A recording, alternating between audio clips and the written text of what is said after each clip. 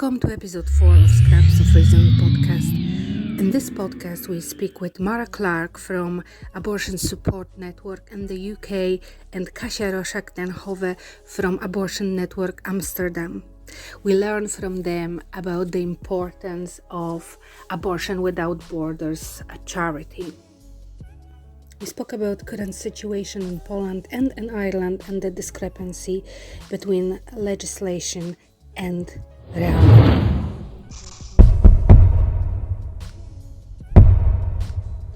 So welcome to Scraps of Reason podcast, and today we're going to be talking about abortion in general, but specifically about the abortion law that was recently changed in Poland and about Abortion Without Borders, a very important organization that is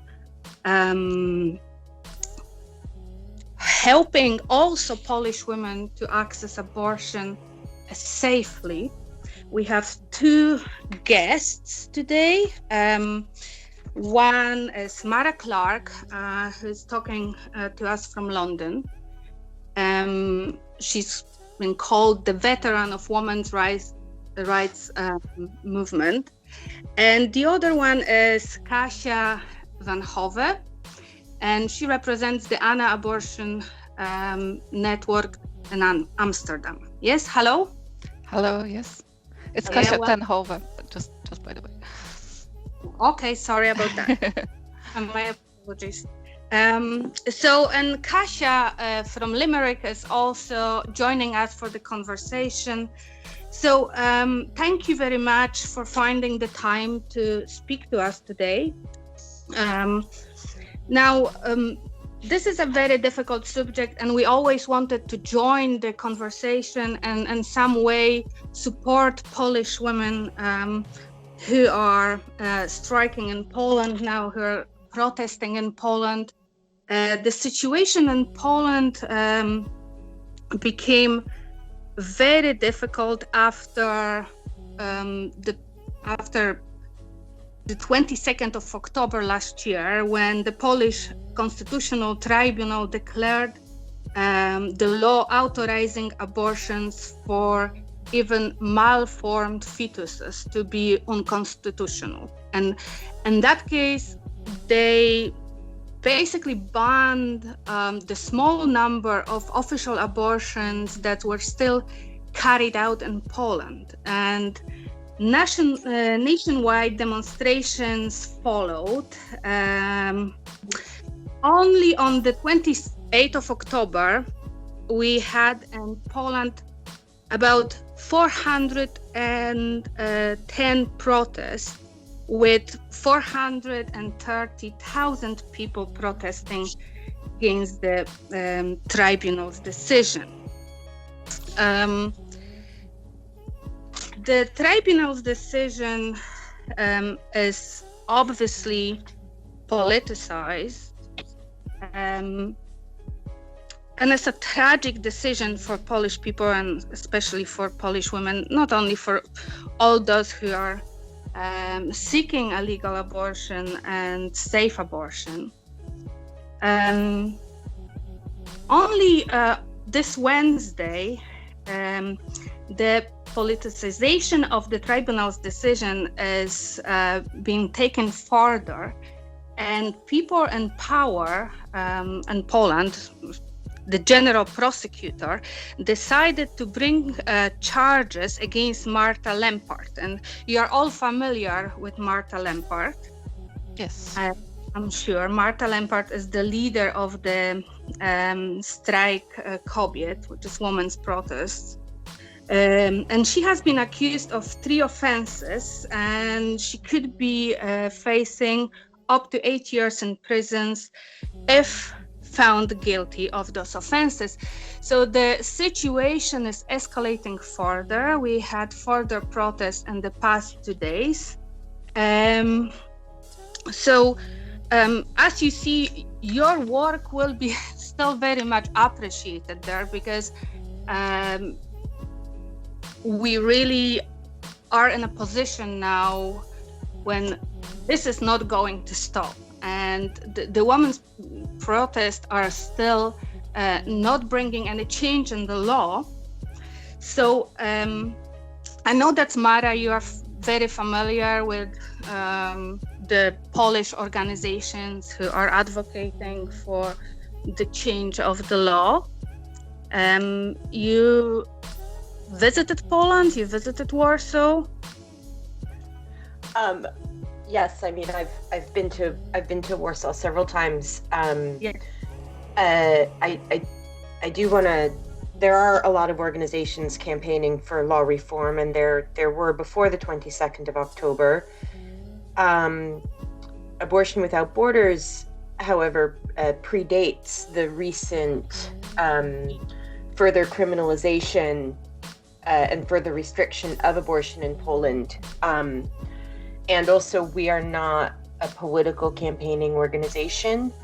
The way we describe it is that law change would be the cure, and the work that we do is the plaster or the Band-Aid on the problem. So we're the people who help those who need access to abortion right now. Because, as you say, the law doesn't look to be changing for the better anytime soon. Definitely not. Yeah.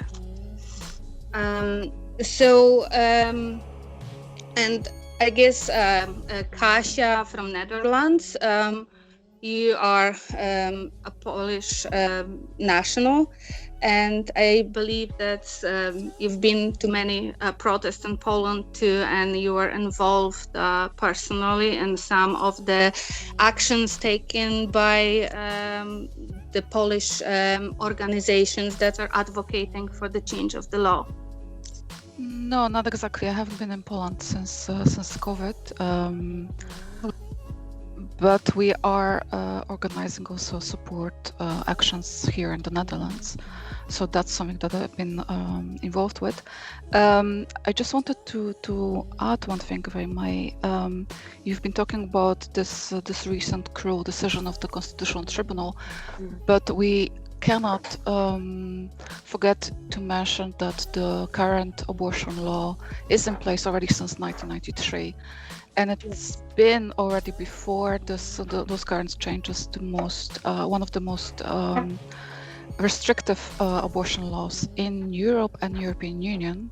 Mm-hmm. So the need for our services and our help has been there also before.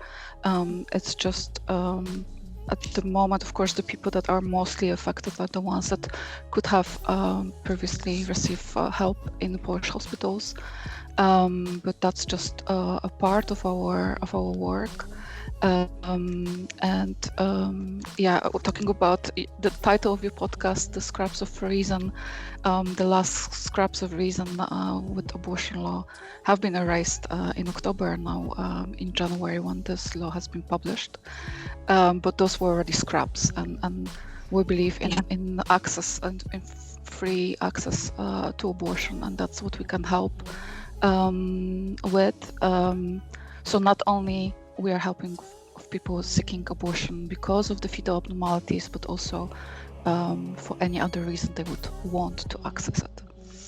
Yes, I will just speak shortly about the Abortion Without Borders organization. This organization have 6 so-called member organizations. It's a network of 6 groups. Abortion Network Amsterdam, which Kasia represents. Abortion Support Network in England, represented by Mara. Ciocia Basia in Germany, by the way, very, very nice name as well. Kobiety w sieci Poland. Abortion Dream Team also in Poland, and Women Help Women, which is an international organization.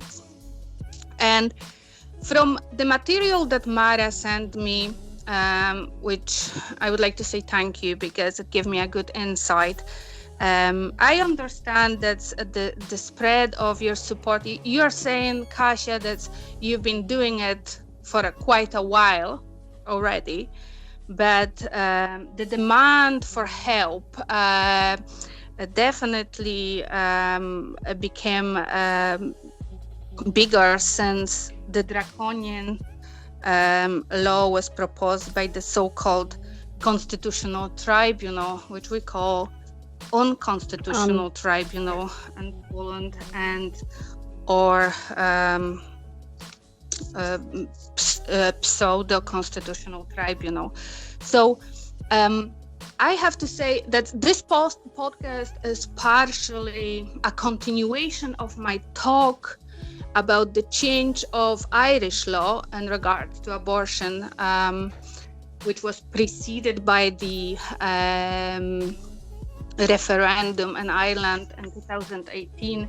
And a few months ago, I've been talking to Tomasz Kowalczuk on Polish radio called Hello Radio about those changes, and we were comparing it to the situation in Poland. But I have to say that I was really unaware of many of the aspects of the problem, even in Ireland, of the subtle nuances that are involved, even after the change of the law in Ireland, that you're still dealing with, Mara. And if you could maybe briefly talk about those. Sure. Yeah, there's quite a few things that you've said that I wanna touch upon. Yes. But I will answer this question first. Sure. So, as Kasia said, what Poland did with the decision of the Constitutional Tribunal is they went from having the fourth worst abortion law in Europe to being tied for having the second worst abortion law in Europe. They are now tied with Gibraltar and still eked out by Malta, which has the worst abortion law in Europe. And the other issue is there's the law and then there's the reality. So even before the decision of Constitutional Tribunal, there were people who should have been able to get an abortion according to the law in Poland who were not able to because they could not find a doctor who could provide one. So it's not like everything was great for people with fetal indication until the 22nd of October and again on the 27th of January, and then got bad. It's always been bad, and now it's gotten worse. And for us, we are, as Abortion Without Borders, we are kind of grateful that we started when we did, because we started before COVID and we started before the decision. So we already know how to navigate a lot of the additional barriers that COVID has brought. And also in terms of us getting busier because of the ruling, what's been really interesting is that I don't think it's because more people suddenly need to travel for abortion. I think it's because hundreds and thousands of people have been out in the streets chanting the name of our organization and spray painting our phone number places. But to answer your question about Ireland, yes, on the 25th of September 2018, Ireland voted to repeal the 8th Amendment. On the 2nd of January 2019, Ireland started providing abortions under their very limited provision under the law, which allows abortion with your GP up to 10 weeks with pills, from 10 weeks to 12 weeks with pills, generally in a hospital. And in cases of fetal indication, you can have an abortion if 2 doctors certify that the baby will die within 28 days of being born. So what we're seeing is that, yes, the people who are able to get to their GP, or now since COVID, they're sending the tablets out by post. The people who are in the very early stages of pregnancy, they are able to access care. However, provision after 10 weeks, once you have to go to a hospital, is very spotty and not consistent across Ireland, and also the situation with couples who have, well, not only couples, with women and pregnant people and families who have pregnancies diagnosed with fetal indication. The situation for them is really dependent on where they are. So it's I call the law the girl with the curl. So like when it's good, it's very, very good. And when it is bad, it's horrid. And while fewer people from Ireland need to travel to access abortion care, we're hearing all sorts of things like Ireland has a medically unnecessary 3-day wait limit. So you have to go to the doctor, ask for the abortion, go away for 3 days, and then come back. And we've heard from many people who were within 3 days of the 12-day legal limit, which means the wait limit pushed them over the limit. We've heard from people who were given abortion pills and they didn't work. And rather than sending them somewhere for a surgical abortion, they gave them abortion pills again, and sometimes even 3 times. And then they have to travel to another country during a pandemic and pay privately for an abortion. So basically, to me, that is legally enforced medical negligence. These women are also told, oh, the pills you took might harm the fetus, so the fetus might be disabled. But it won't be disabled enough that you will be able to get an abortion under Irish law for fetal indication.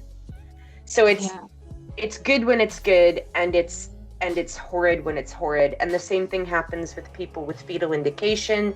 It's very difficult to get 2 doctors to basically stake their professional careers to swear to God that the baby will die within 28 days of birth. So we hear from people who are told, oh, just get more tests. And they're getting further and further and further into the pregnancy. It's better than nothing. It's better than nothing. And any person who can have an abortion in Ireland without having to get on a boat or a plane is a victory, but there's still a long way to go. Yes, definitely. You know, I was listening to your talk on Michaelis Peterson podcast, and what I appreciated was the very raw examples you were giving there. I mean, what's very important in this discussion to allow people to become empathetic towards those really subtle, often very subtle situations in which people find themselves while pregnant, and the pregnancy in some way they feel that should be terminated, or they are already made their mind and they decided that it has to be terminated. So you on the other side of the argument, there's been lots of general terminology that is never touching upon very specific cases. And what I appreciated, as I said already, that the examples you were giving on Michaela's podcast were so touching, and maybe you could bring some of those to this podcast, and you could explain particular situations of particular people from Poland, or not only, that you came across when you were helping, or your organization was helping. And I have the same request for Kasia. So if you like, Mara, you can go first. Yeah. So that podcast was a bit of a stretch for me. You know, it's a quite right-leaning podcast. And also I knew who I was going to be up against. And so I purposely chose examples of cases that we'd worked with that were meant to reach people who were mostly against abortion, but maybe there was a little wiggle room, okay? But, I did the very stupid thing and looked at the comments, and some people quite rightly called me out and said that I was talking about hard cases and extreme cases, and it's true. And something that everybody in Abortion Without Borders will say is, we don't ask the people who come to us for help how they got pregnant or why they want an abortion, okay? Because that's not our business. And bad abortion law only stops abortion for poor people and vulnerable people and people without access to travel documents and childcare and the money to travel, and so I will tell you a hard story, but at first I'll tell you an easy one. Not that it's hard and easy, because we don't think that there's a hierarchy of who deserves. And what you say, and yes, of course, because we don't want to just limit it only to those very extreme examples. Obviously, that's not how it works. There's lots of people in the middle, and okay, thank you. So, years ago, when we were doing this work in Ireland, we were contacted by a couple who were in their 40s, and they had 3 children, and they thought they were done having children. She actually thought she was in the menopause, and he had just lost his job, and she was working part-time, and for them, they found out she was pregnant. They thought about what they wanted to do. They realized they couldn't afford another baby. So they booked an appointment at a clinic in England, and they booked their flights, and then they went to their bank to ask for a €200 overdraft. And the bank said no. And then their world exploded. And then they found out that we existed, and they contacted us, and we were like, we can give you €200. And that was it. But for me, even though there's nothing like shocking or outrageous, here is 2 adults who are parents, who are members of the community, who are the best placed people to decide whether or not they are able and willing to add to their family. Not something else to remember. The majority of women who have abortions already have children. There's a lot of misconception about who has abortions, and who has abortions are mothers. So that to me is the work that we do in the simplest sense.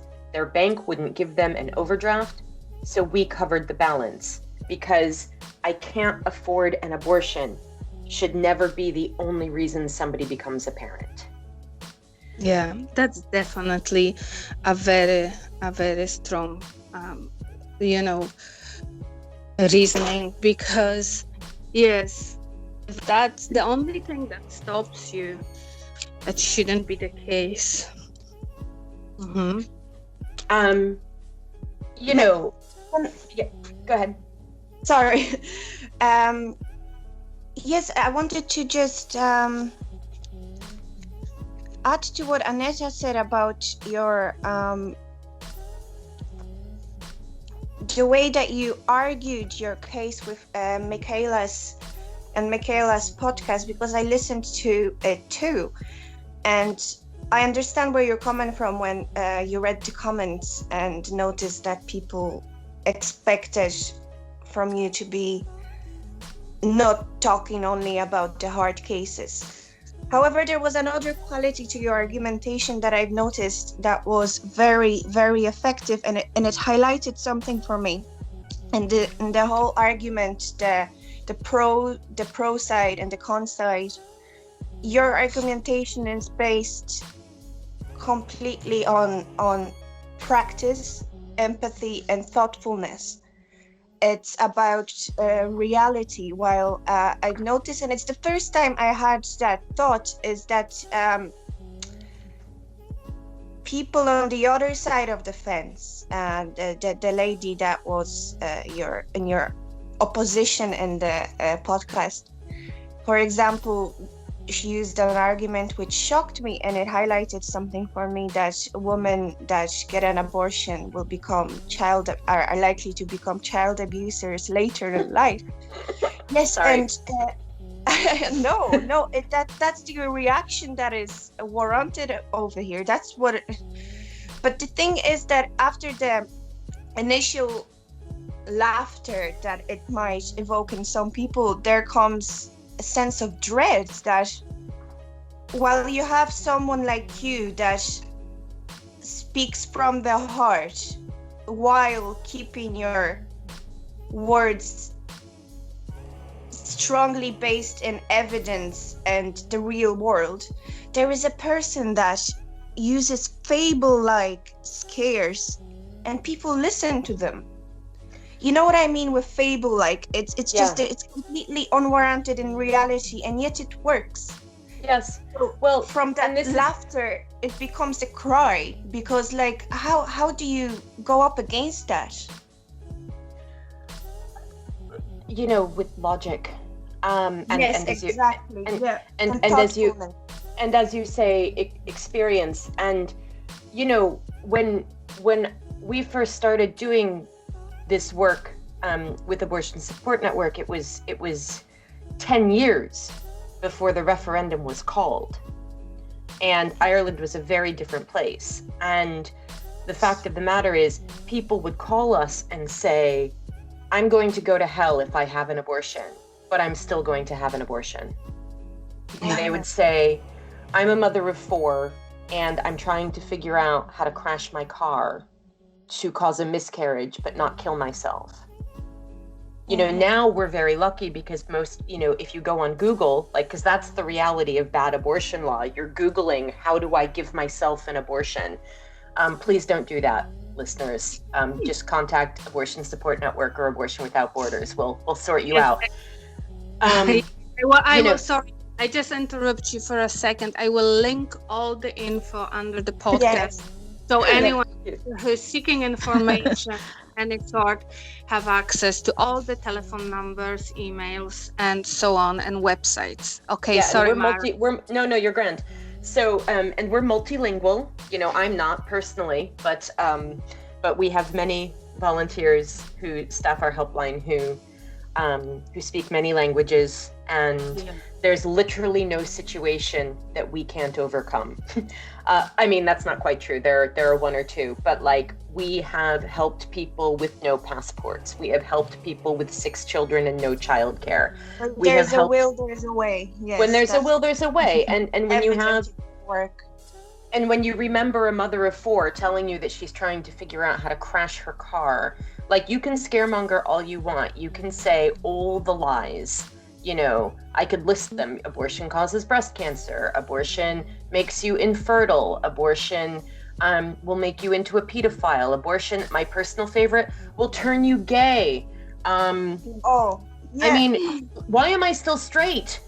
Not that I have not had an abortion, but not that there would be any shame if I had, but you know, God knows I've helped organize literally thousands of them, and I'm still a heterosexual.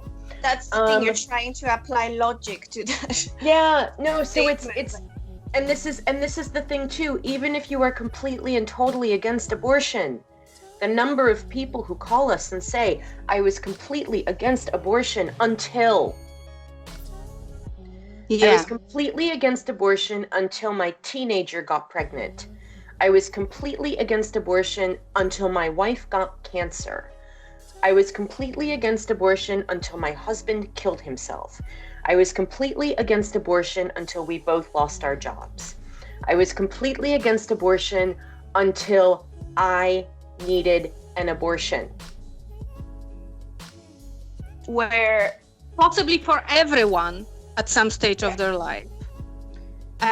What is important for me is to work on this empathy. Like, all those stories that you're recalling, Mara, they're so important to be heard. And I'm just wondering if ever there will be a book or some form of a way of sharing those stories. Because for me, it's so important for people to read it all, to really get deep into those stories, to become empathetic. And I would like, we can come back to that unless you have a short answer. Yeah, for me, but... no, so first of all, there are a lot of places on the internet where people are sharing not their stories, their lived experiences. Yeah. And we are very often contacted by journalists who want stories. And they want like one person's abortion experience to be like the poster for all abortion experience. But the issue is the people who are most willing to be public about their abortions are often the people who feel that they will also be sympathetic. What I will say is that there are Facebook pages called In Her Shoes in Ireland and in Northern Ireland, where people in Ireland and Northern Ireland have posted anonymous they've basically posted anonymously about their experiences of having abortion. There's also Break the Taboo in Malta, Kobiety Wyszeshi on their forum. People have shared their experiences of having abortions.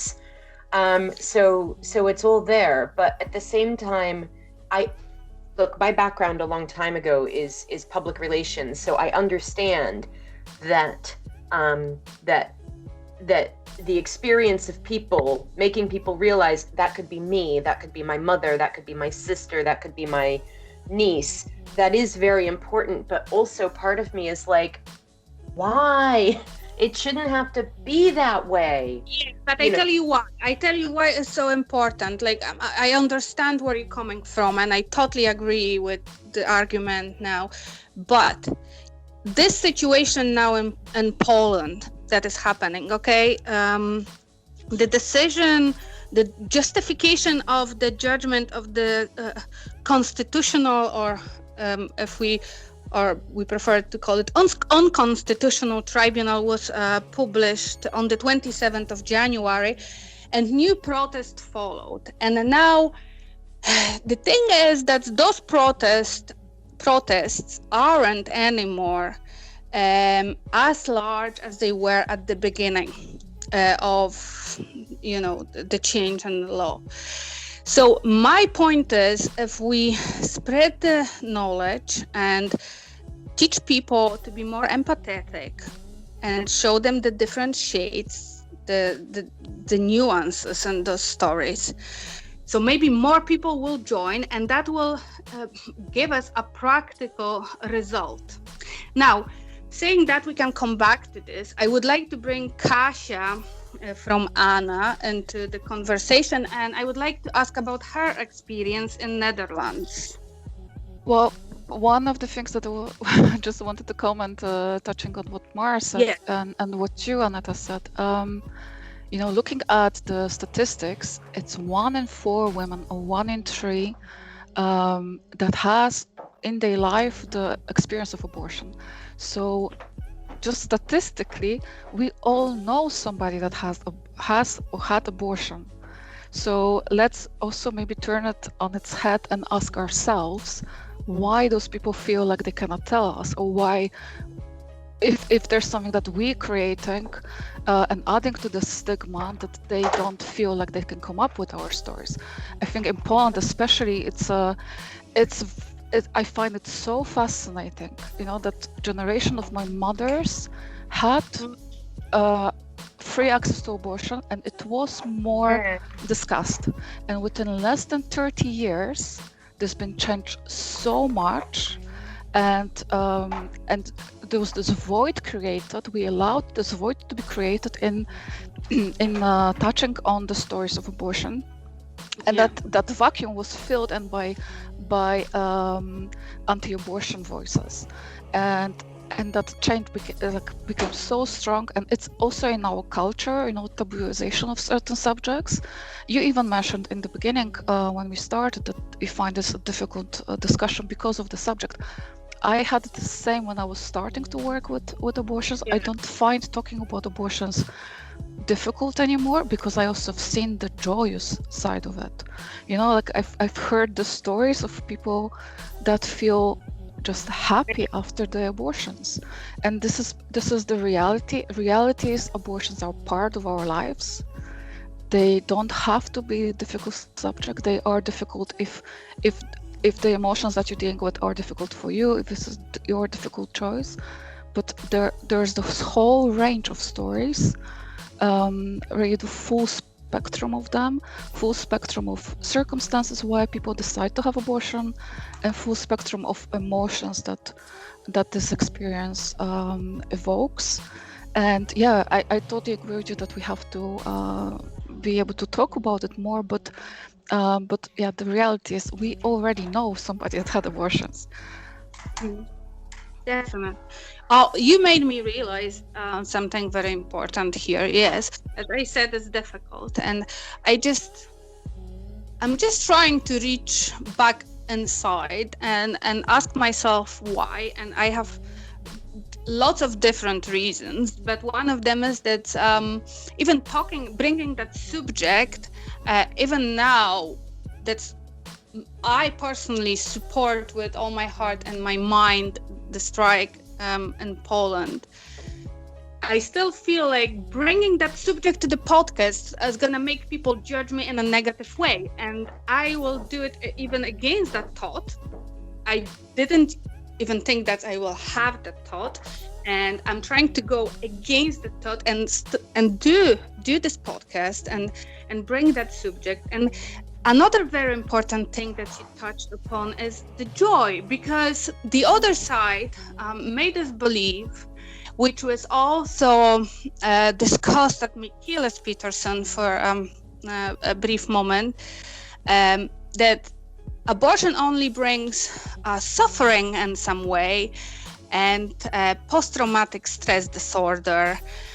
But that's not true, as we know. If you like to continue on that aspect, or whatever else you'd like to add to it, Kasia. No, I totally agree. And I think what you experience is this internalized stigma. And I had that also kind of starting this job. Yeah. Because we are brainwashed into thinking that, first of all, it's not, it's a taboo. You're not supposed, there couldn't be any worse subject to bring up. I don't know, within friends, even of close people, it's this subject that we prefer to be quiet about. And we also see that in people contacting us, this internalized stigma. What Mara touched on upon already. We, as Abortion Without Borders, never ask for reasons why somebody needs abortion. We just concentrate on the fact that they decided they have a need, and we're trying to make that happen for them. But people, because of that internalized stigma, try to explain themselves often. We see that without asking any questions, they would describe the situations and kind of try to apologize for wanting abortion, and make it sound like they need to excuse themselves, and it's extremely gracious to see people that come to the Netherlands, to the clinics here, and see the staff in the clinics, the doctors, the nurses, the people that take care of them in the clinics, and almost everyone that comes to the Dutch clinics comments afterwards on the fact that they felt so shocked that they were treated as a person. They were treated as a person that has right to make a decision about their life, their body, and we're giving that respect and just the empathy of the staff. And I think this is also something that we kind of losing in Poland, but that we've been. We have become so desensitized to the fact that our rights, our autonomy has been for so long step by step being destroyed and taken away from us, that when you come to the country where somebody tells you, it's fine, I'm not judging you for your decisions, it's your life, you can do it, it becomes very, very shocking experience to them. Positive, but they all kind of very shaken by it. Yes. Now that's very important what you just said. I would like to clarify one thing, because I feel like some people who are listening to it and they might not really be sure on what to think about free and safe and legal access to abortion. They might be under the wrong impression after what you just said, that you don't ask people for the reason. I totally understand that, and that's very precious. But I have to say that even though you don't ask and you don't judge, you do offer counseling and you do offer talks on pregnancy options, because some people might interpret it as something that is okay, we don't ask you, so you do what you want, we're not gonna even talk about it. That's not the case. Yes, you do offer lots of different support before someone accesses abortion. No, I would not call what we're doing counseling on abortion on options. What we are providing is information on the access to abortion, and then somebody can make that choice for themselves. And what we see sometimes is just by the fact that people find out abortion is actually an option for them, removes that, like they might have been in the moment of their life where they feel trapped by that pregnancy for many reasons, and then just by hearing there is an option for you. It's not that you're forced to have this pregnancy. There's actually a way to arrange it in a safe way. Money issues can be, like, that obstacle can be removed. You can travel, blah blah blah. Then people kind of see that full spectrum of the choice, and then they make the real choice. And often it's okay, then I'm not coming, I don't need that abortion anymore, just because they were giving the autonomy of full choice. But it's not that we counseling people, people that are contacting us express that they want access to abortion. I guess if I can just add to that, the Kobiety Wysiasi Forum, and please excuse my Polish, has been going since 2006, and it is pretty much, for many years, has been the only space where people can come and discuss pregnancy options and abortion and safety and stigma and sort of all these things. So occasionally, yes, of course, we all get phone calls where somebody is saying, I'm pregnant and I don't know what to do, right? And when you're pregnant, you literally have 3 options, right? You can have the baby and be a parent. You can have the baby and put the baby up for adoption, or you can have an abortion. Those are literally your only 3 options.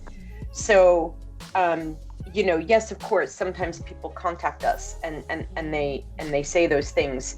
By the time they come to Abortion Support Network or to ANA or to Trzecia Basha or to Women Help Women, Women Help Women provide pills, safe pills that you can take to cause a miscarriage at home.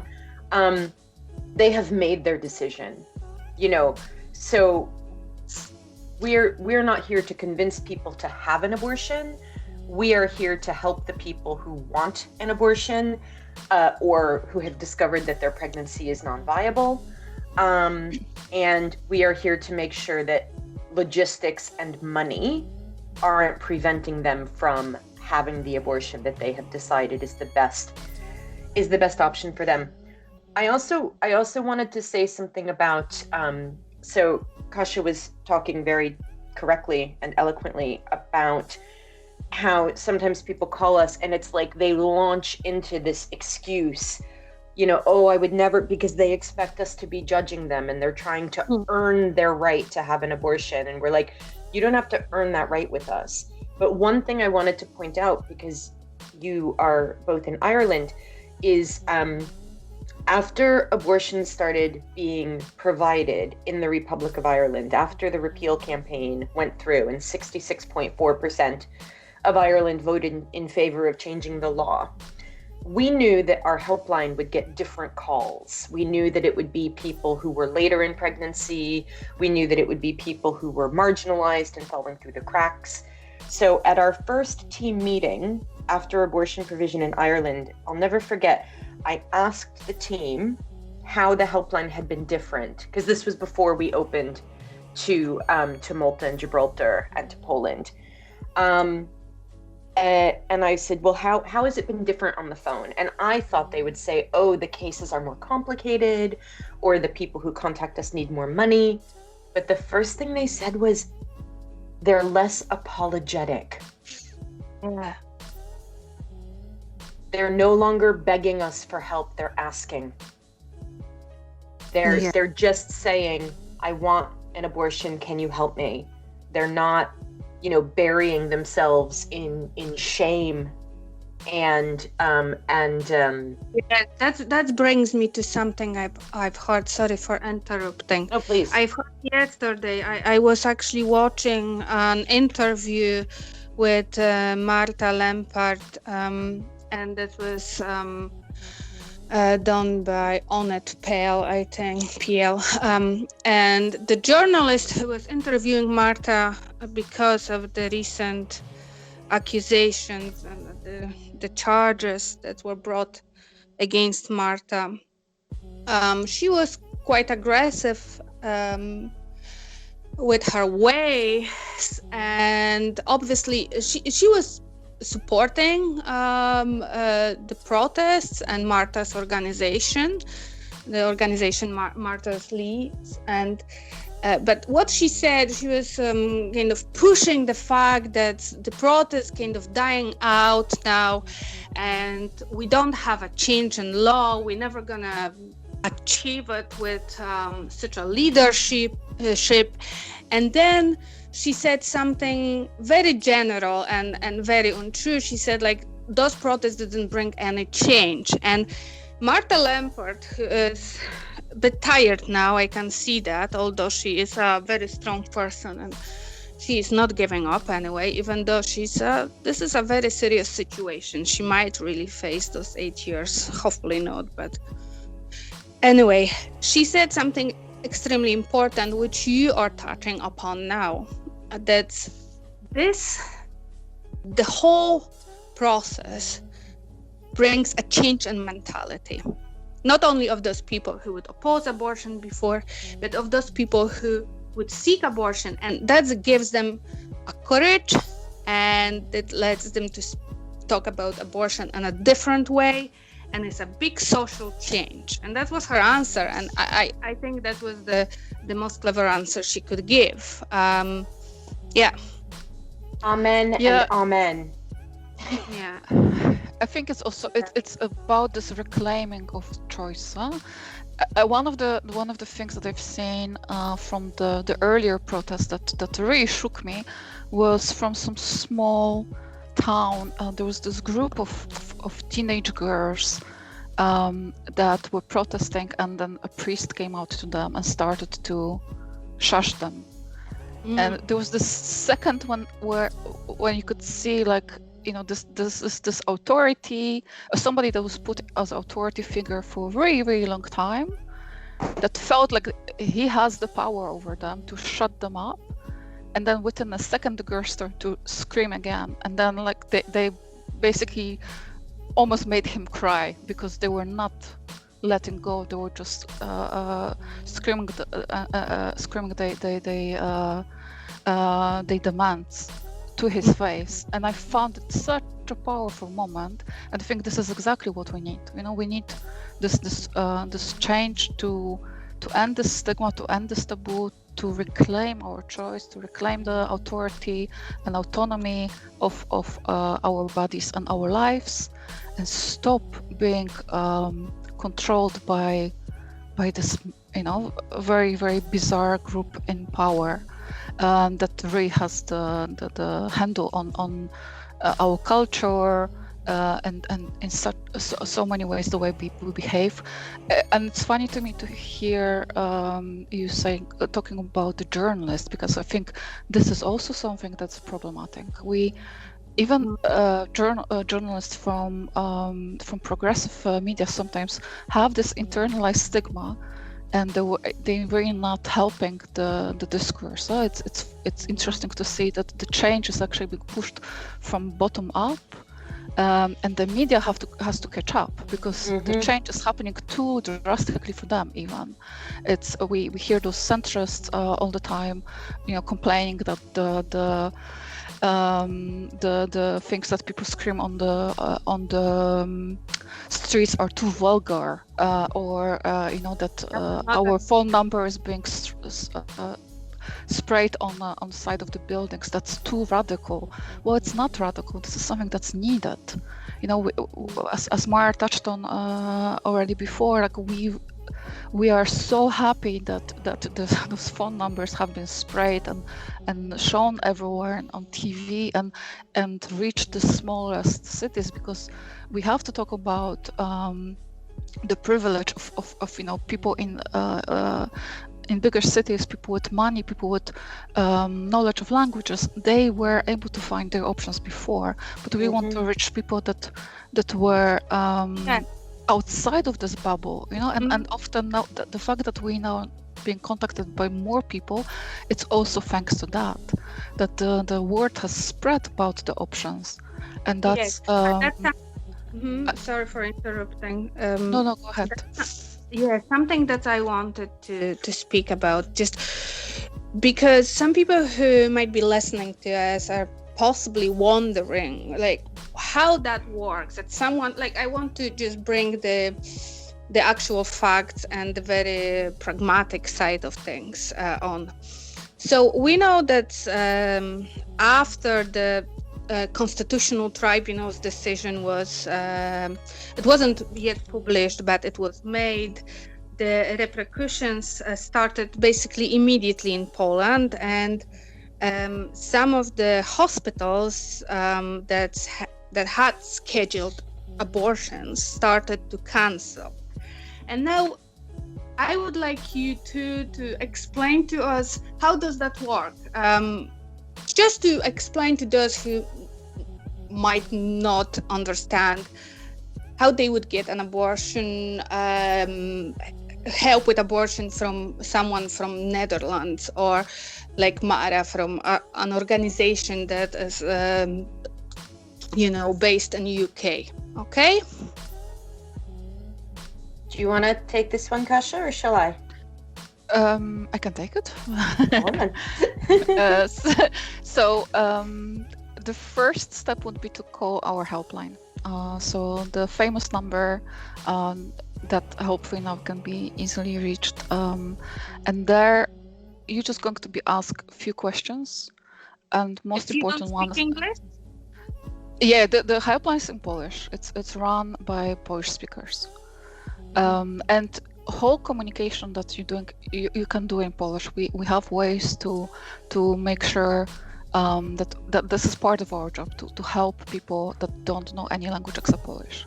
So we are well equipped to take you through the whole process without a need for you to speak any other language. So the helpline is in Polish. If you call it, the most important question is going to be how far in your pregnancy you are, because this decides which organization, which is part of Abortion Without Borders, will be the best fit for you. So, if it's up to 10 weeks, you're going to be advised to contact Women Help Women, which will provide you with abortion pills. And in that case, you can just go perform the abortion on yourself safely.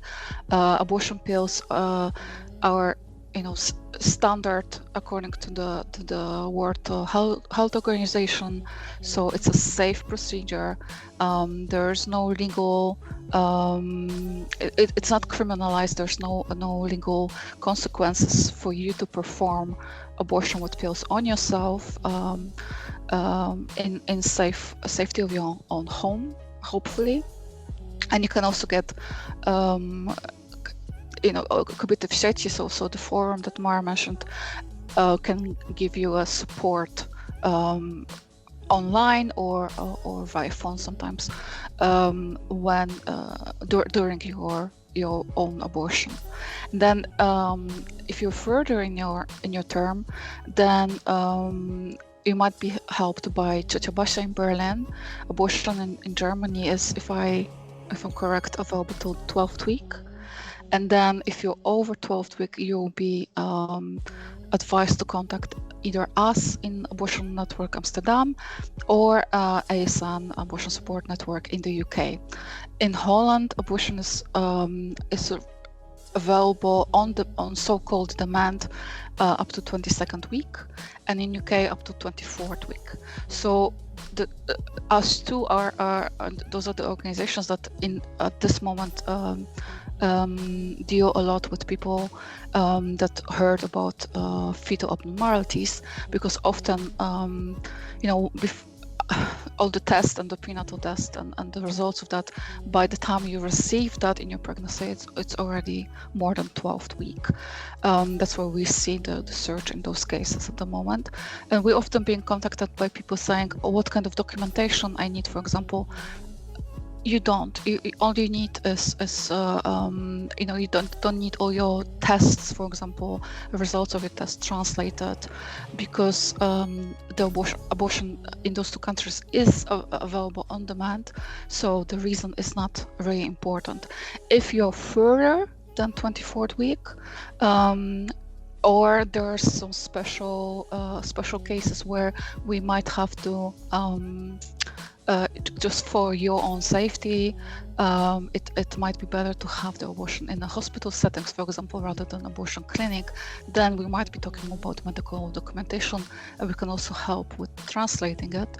But in majority of the cases, all you need is like ultrasound results. In case of the Netherlands, it needs to be something like an ultrasound scan that's dated, that can prove to the clinic that you know already for some time about your pregnancy.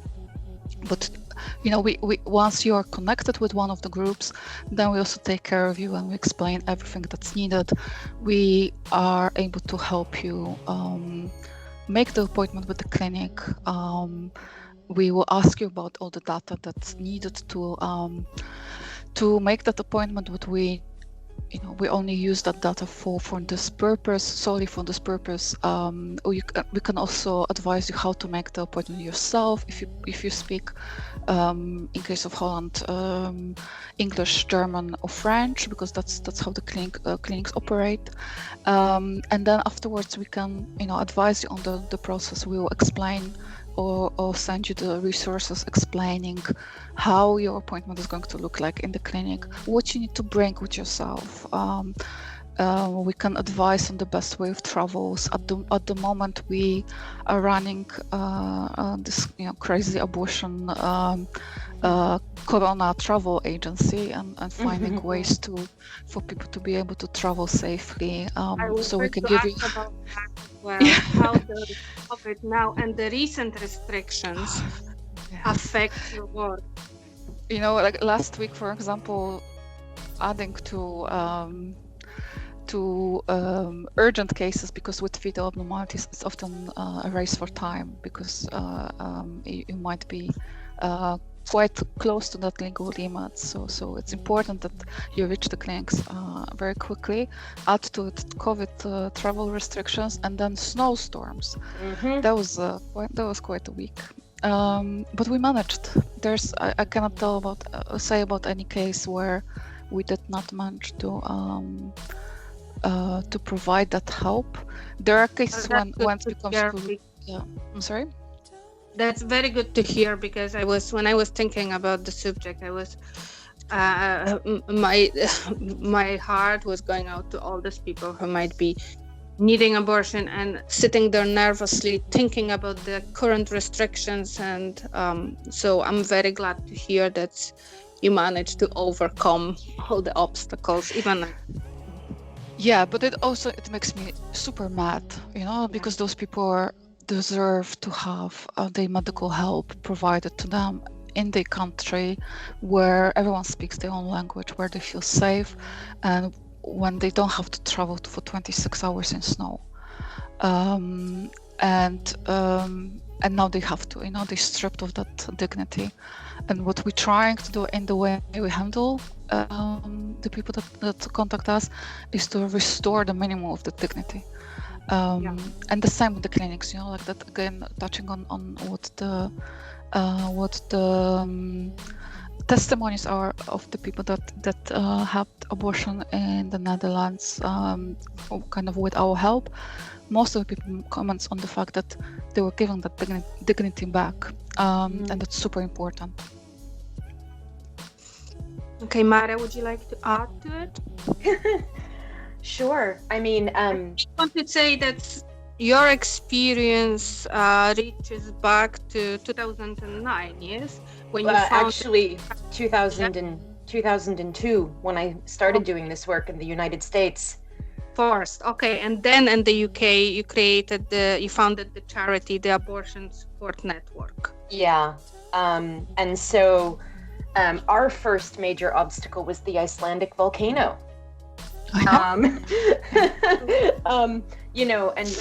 we've been joking about how we started this organization called Abortion Without Borders in December of 2019, and then Europe shut due to the pandemic. But the practice of helping people travel to access abortions is at least 50 years old.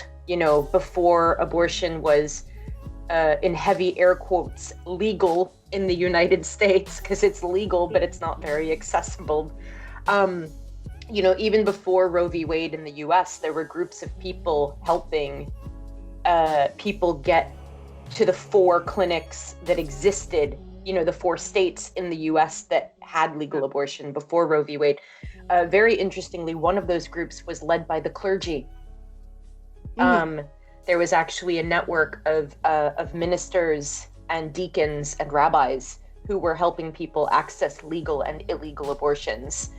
There's always been this history of helping people fight against draconian abortion laws, and that to me is just a beautiful thing, and we love that. Like when somebody talks to us and they say thank you so much, and we're like, no, it's not me.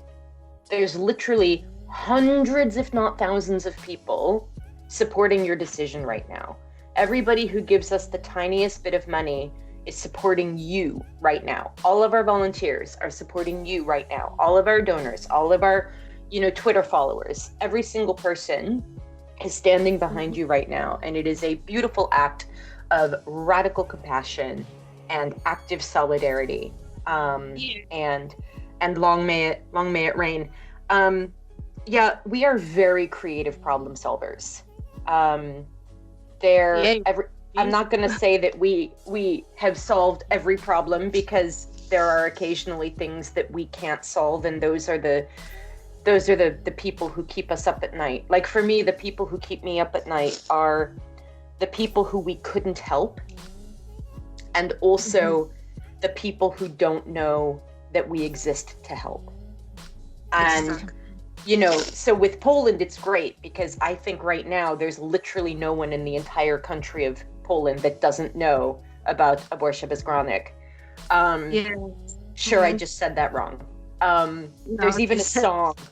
There's even a song which makes me delightful. I also want to say that we're not just here for people. We're not just here for Polish people. We're here for anybody in Poland. We're also here, like in the Abortion Network Amsterdam, they're also helping people who live in Holland but have insecure immigration status and therefore can't access free care, on the Dutch system, we get the odd call from different countries where people, so there's the countries that have awful abortion law and provisions. So Poland, Malta, Gibraltar, Andorra, San Marino, and the teeny little country that I never pronounce right, Liechtenstein? Yes, I only know how to pronounce it in Polish. Help! Yeah. So the rest of Europe has good law generally in the first trimester, so till 10 weeks, 12 weeks, or 14 weeks, depending on how they measure. And then they have some provision after that, depending on and the circumstances in which abortion is allowed after that sort of abortion on request place is, it's different country to country. But the people who fall outside, so either people who don't have access to the National Health Service, people who are like one day over the limit to get an abortion in that country, those people need to travel too. And that's something that we have been working on for a long time. And in the UK, of course, we thought COVID was the only story. Remember Brexit? Remember when we worried about Brexit and we... Oh my God. So we've been helping people from the Republic of Ireland since 2009, but since the Brexit vote, anybody living in Ireland, anyone living in Ireland who's not from the UK or the EU, who doesn't have a UK or EU passport, needs a visa to travel to England or to travel to Europe, right? And since the Brexit vote, we haven't been able to get any of those visas. And that's actually when we started working with Abortion Network Amsterdam, because we saw that it was easier to get people visas to come to go to Schengen, to the common travel area.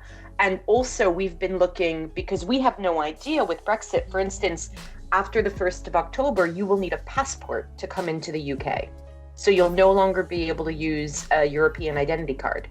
You're going to need a passport. So that's going to knock out a lot of our clients. So we have been for years working on pathways. So even though Abortion Support Network is in the UK and Anna is in Amsterdam and Tritje Pasha is in Germany, we have been building pathways to clinics and hospitals who will do abortion for international people. So the Netherlands has abortion on request to 22 weeks. The UK has abortion on request to 24 weeks. Spain, depending on what clinic you go to, you can access to 22 or 24 weeks, depending on circumstances. And we're also very fortunate that there are a few hospitals that will do abortion for fetal indication beyond 24 weeks. But it's very complicated. It's not something that somebody could just pick up the phone and arrange by themselves. And that's the other super beautiful thing about Abortion Without Borders, is that we treat every person who contacts us according to that person's individual circumstances. We don't have a one-size-fits-all solution for our clients. We really look at who this person is, what their needs are, and we work according to what is practical and what is possible. Yes, that's what you say, and that is beautiful. I definitely agree. Abortion Without Borders seems to be about solidarity and sisterhood. As you call it, radical empathy. But also there is this very practical, down-to-earth side, which is all about logistic, financial support, access to information, right? Overcoming injustice, fighting the stigma, psychological support to those who happen to find themselves in need of abortion. It's a very, very important work. I mean, we think so. We are very, very glad that who are here. Kasia from Limerick, would you like to ask some questions or comment or anything that was said? Yeah, I really the words radical compassion or radical empathy really. I'm interested in that. Yes, I keep thinking about it now. I stole it. Me too. I've heard it somewhere before. Yes, and Jelinska from Women Help Women. Yeah. Yes, it's just the power of those two words together. It's a beautiful and very important way of, I think, summarizing the importance of your work. And as I also I heard what Kasia was saying about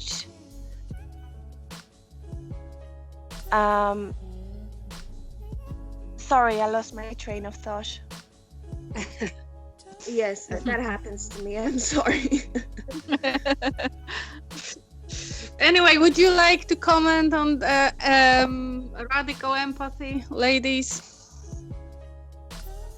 Because that's very important, because for me this issue is, we are talking in this podcast about empathy at large, and this is something that I'm always thinking, how to teach people empathy, how to teach people at school, young people. And my approach is rooted in philosophy of Peter Singer, who advocates effective altruism. And the main thought, if you want to really summarize effective altruism, is to minimize the amount of suffering in the world. And I mean, if you look at abortion from this perspective, I'm not going to say it's easy, but it's different. Like, the argument on the other side becomes something that goes into the background, because if you really want to approach that with this perspective of effective altruism, it changes, it shifts the conversation. So now, I mean, this is what Kasia said about the strength of the phrase radical empathy. Kasia, did you get your thought back on track? Yes, I was sorry about that, ladies. I found it very important what Kasia was explaining about the autonomy of choice and how it kind of changes the perspective on whether a person would need counseling after or during their decision making. I thought it was very important to say that once that autonomy, that your dignity is given back to you, that you can make that choice, and there is nothing wrong with making that choice and taking that and taking back autonomy over your body, then that takes away from this brainwashed feeling of I might be doing something wrong and I might be needing help after I make that wrong decision that I was led to believe that that's what I'm doing right now. So yeah, I thought it was very insightful to make that distinction. That no, I read the report. I'm gonna link that below the podcast. Abortion Without Borders publishes, I guess, their annual report, and I have to say the numbers are staggering there. That was just a press release. That wasn't an annual report. Yeah, sorry. Okay, so the press release, it was a shortened and version of. So the numbers there Even just I was focusing on those numbers related to Polish people seeking help with abortion. They are staggering, and if someone really wants to look at them, so that was 5,237 people, you say, in Poland were helped in Poland alone, and this is only a fraction. That was data from December the 10th, 2020. The press release says that 2,199 accessed abortion with pills. You received 7,000 calls from Poland. So, I mean, those numbers were, and there was also, 262 people that needed to travel outside Poland to access abortion. And you helped a lot of people during this 1 year only. So for those who might think this is only a minor problem, those numbers tell you a lot. Those numbers are only a fraction of the people in Poland who are accessing abortion. So first of all, that was on the 11th of December. I'd say now we've gone well over 6,000 in terms of individuals who've contacted us. And also, the majority of abortions happen in the first trimester, like over 90%. So over 90% of the people who contact us can get abortion with pills.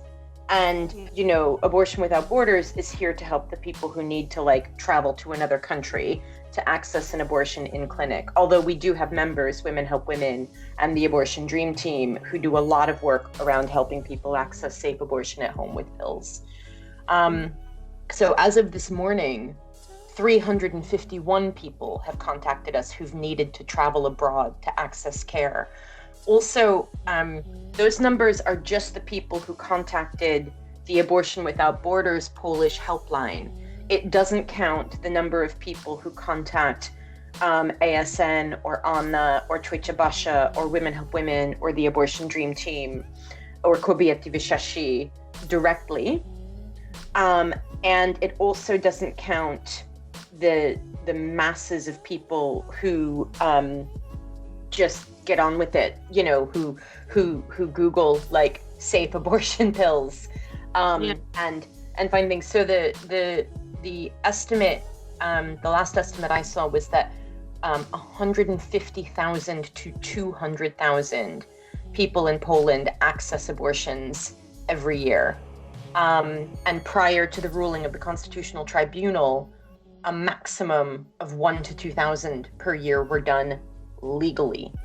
So that shows you the true scope of the problem. But we're here to help people who, the money and the logistics are the obstacle. But we are still only a very small piece of the pie. But just in terms of recently, since the ruling on the 27th of since the ruling was published on the 27th of January, we've had, I think, 44 people who've needed to travel, and a lot of them were people who should have been able to access abortion in Poland, who were then kicked out. And just to give an idea of figures, our average grant is about £850. Mm-hmm. And if you put that in zloty, that's something else to consider.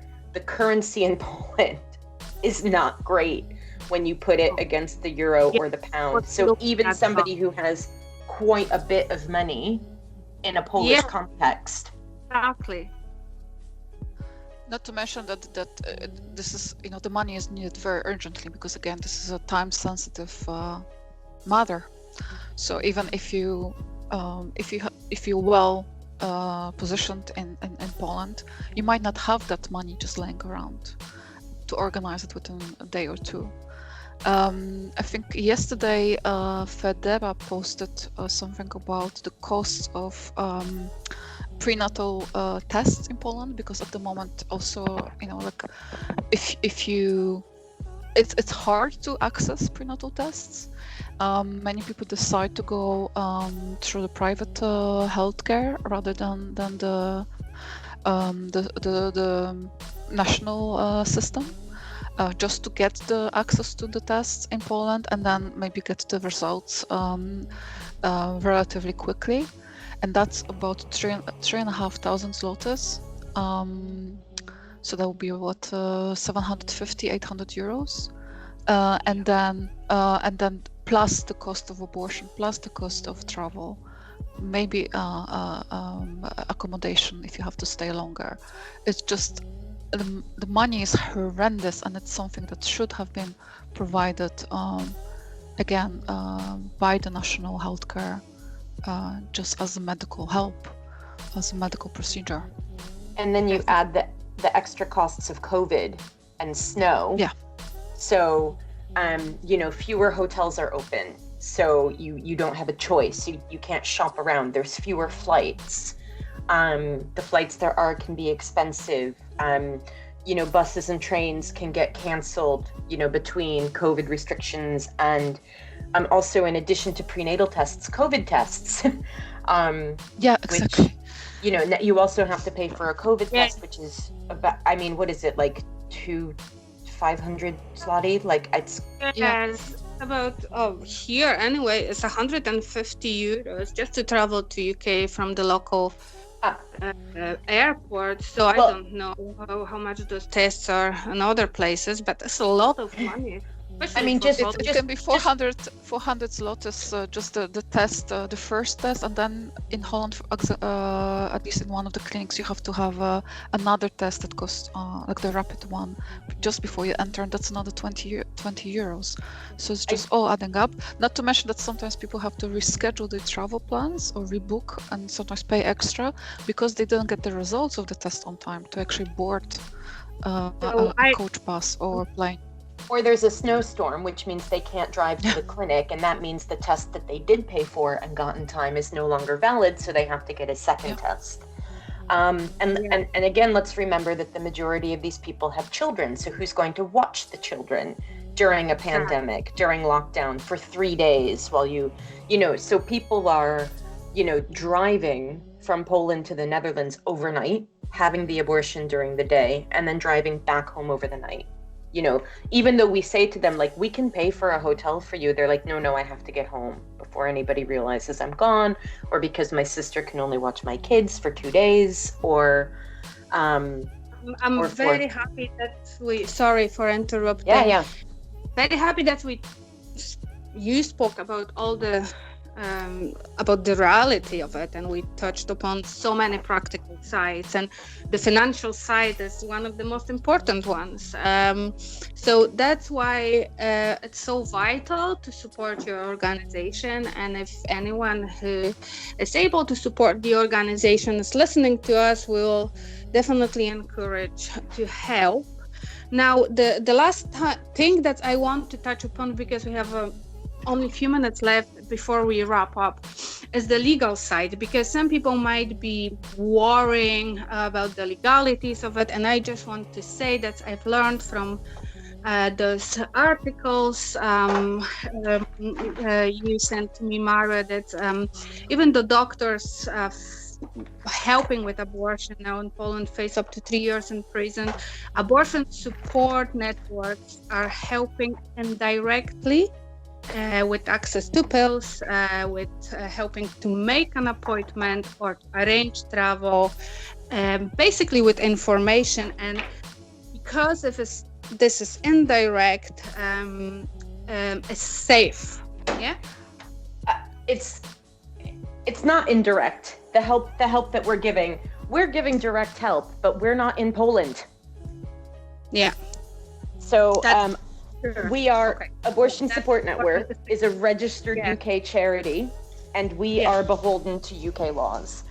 Our partners who are in Poland, the Abortion Dream Team and Kobiety Wyszesi, they make very sure that what they are doing is providing information. That's what I meant. And advice. Also, it's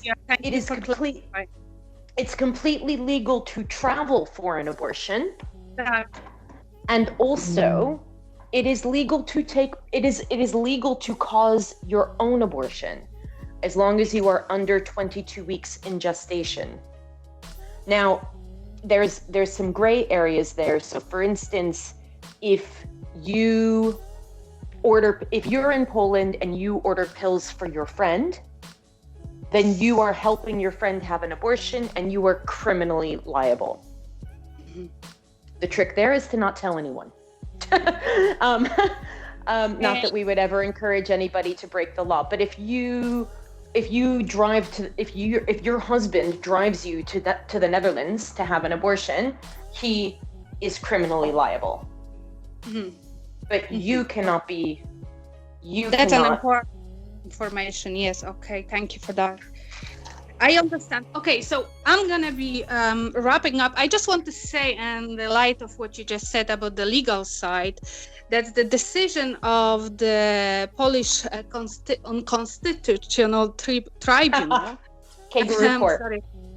breaches many conventions. For instance, the European Convention on Human Rights and numerous international conventions, and even the Constitution of Poland, as well as the Charter of Fundamental Rights of the European Union. So I think this is a good way to finish our conversation. I really appreciate your time and the insight you've given us.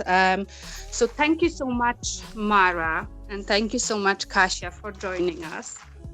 And thank you for having us. I will keep in touch, and good luck with all your work, and thank you for it. Yes, thank you. Thank you. Thank you. Good luck with your storm. Yeah, keep it in Ireland. Don't send it over here. We'll try. Do our best. Anyway, thank you so much. Pleasure. Thank you. All you've done. Okay, and have a good day. You too. You too. Take care. Bye. Bye-bye. Bye.